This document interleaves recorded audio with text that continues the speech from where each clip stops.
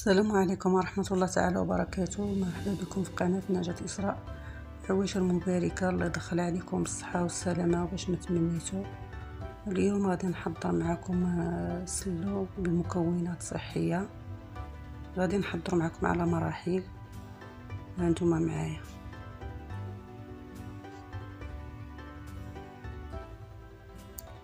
عندي هنا الدقيق. بالنسبة للدقيق عندي دقيق القمح الكامل، وعندي دقيق الشعير.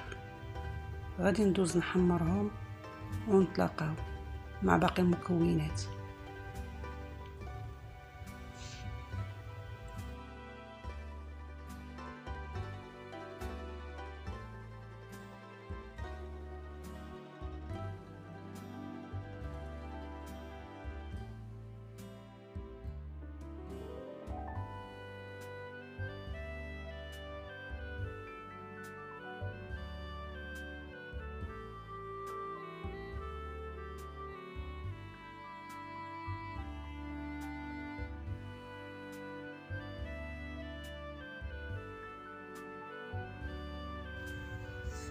هنا من بعد ما حمرت دقيق القمح الكامل ودقيق الشعير، حمرت جميع المكونات باش ما نطولش عليكم الفيديو.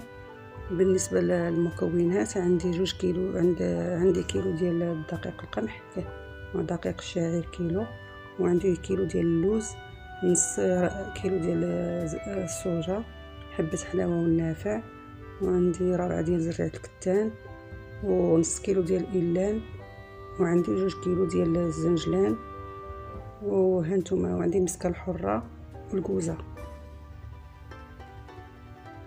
غادي ندوز نطحن هاد المقادير كلها ونعاودو ان شاء الله نتلاقاو.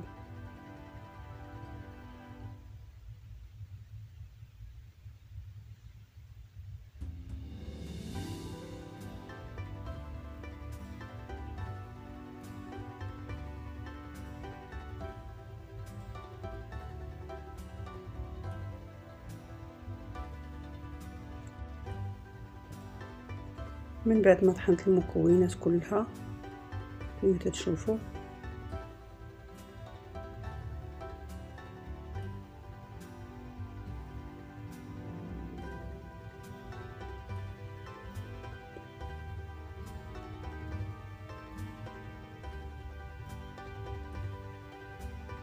دابا غادي ندوز نخلط جميع العناصر. وهانتوما معايا هنا عندي دقيق كيلو كما قلت لكم ديال دقيق القمح الكامل، ودقيق ديال كيلو ديال دقيق الشعير، وعندي 2 كيلو ديال الزنجلان اللي قصت منهم زلافه خليتها حبوب، وعندي هنايا طفات ليا الكاميرا، عندي هنا إيلان وزرعه الكتان، إيلان وزرعه الكتان والصوجه ضفتهم حتى هما.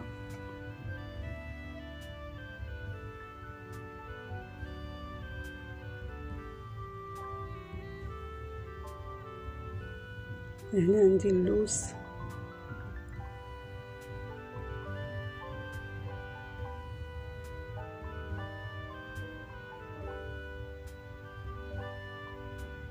عندي 3 المعالق ديال حبة حلاوة، و3 المعالق ديال النافع، ومعلقة ونص ديال القرفة، وواحد شوية د الكوزة. انا ما حكيت غير شي شوية.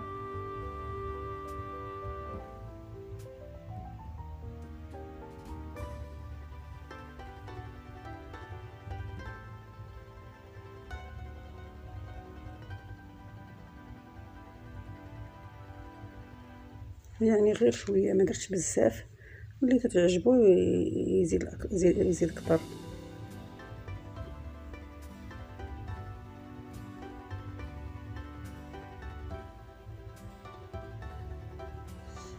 عندي هنا شويه د الملحه،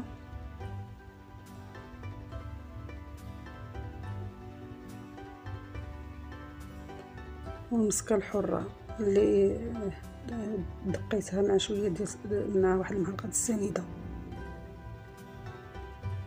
دابا غادي ندوز نخلط العناصر كلها وعاد نضيف العناصر الاخرى.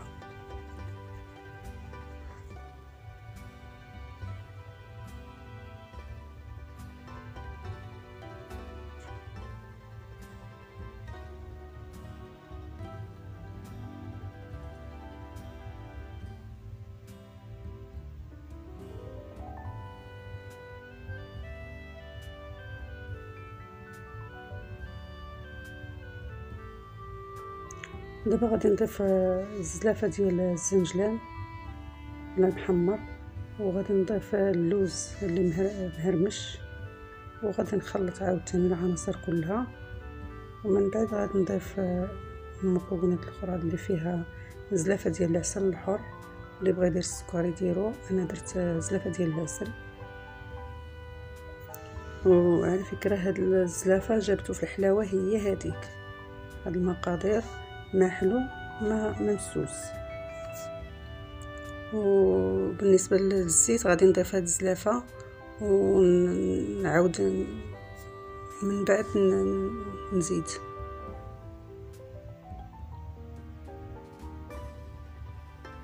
زدت زلافه اخرى.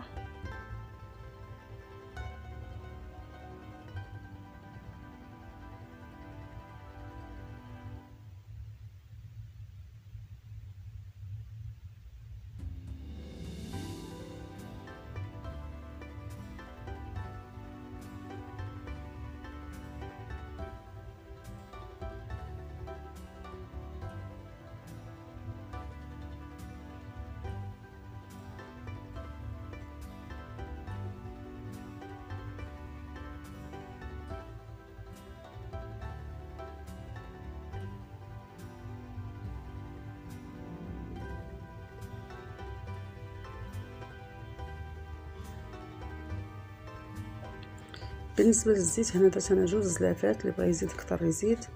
المهم انا هاد القياس بركه. وها هو سلو تيجي على الطريقه هذه اللي صحي 100%. نتمنى هذا الفيديو نال الاعجاب ديالكم، وما تنسونيش باللايك والاشتراك ومع تفعيل الجرس، هذا فضلا وليس امرا. السلام عليكم.